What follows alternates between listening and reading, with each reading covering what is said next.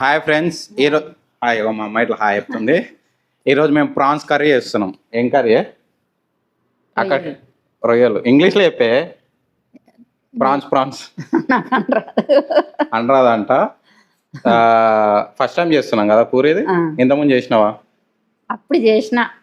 అప్పుడు చేసింది నేసినావు, నాకు వేసినావా?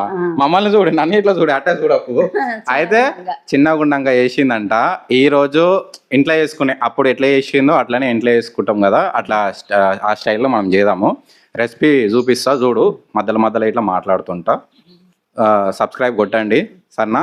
ప్రాన్స్ మంచిగా క్లీన్ చేసుకొని ఉప్పు పసుపు వేసుకొని కలుపుకొని ఒక 30 minutes పక్కకు పెట్టుకోవాలి. ఇవేంటో కేజీ తీసుకుంటే 1/2 kg వచ్చినాయి.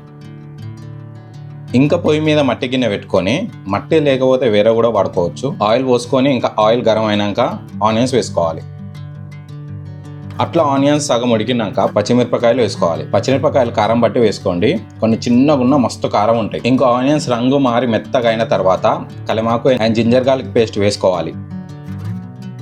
ఈ రెండు పచ్చివాసన పోయిందాకా ఉంచి అప్పుడు పసుపు వేసుకొని కలుపుకొని ప్రాన్స్ వేసుకోవాలి. అట్లా కలుపుకొని కారం వేసుకొని లో ఫ్లేమ్లో పెట్టుకొని ఒక 5 minutes కుక్ చేసుకోవాలి.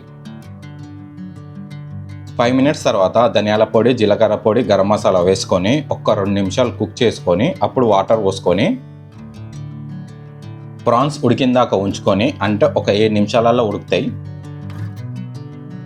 లాస్ట్కి కొత్తిమీర వేసుకోవాలి. దించుకొని తినడమే. ఇంకా కర్రీ అయిపోయింది. మా అమ్మ ఇప్పుడు తిని చూస్తుంది ఎట్లుందమ్మా. సూపర్ ఉంది. మొన్న ఒక రెసిపీకి ఇట్లనే చేసిన, సూపర్ ఉంది అన్నది. నెక్స్ట్ డే నాకు తిన్న తర్వాత నాకు బాగాలేదు. అమ్మ ఎట్లుందంటే బాగానే ఉంది అన్నది. తర్వాత మళ్ళీ బాగాలేదురా అని చెప్తుంది. నిజం చెప్పు, సూపర్ ఉందా? మంచిగా ఉంది, సూపర్ ఉందంట. చూడరు, మీరు ఇట్లా ట్రై చేయరు. సబ్స్క్రైబ్ చేసుకోండి. ఇంకా మస్తు వీడియోలు పెడతాం నేను మా మమ్మీ కలిసి. ఫుడ్వి చూసుకోండి. బాయ్. నేను ఇట్లా తింటా. ఊరిలో వస్తున్నాయి అప్పటి నుంచి. బాయ్.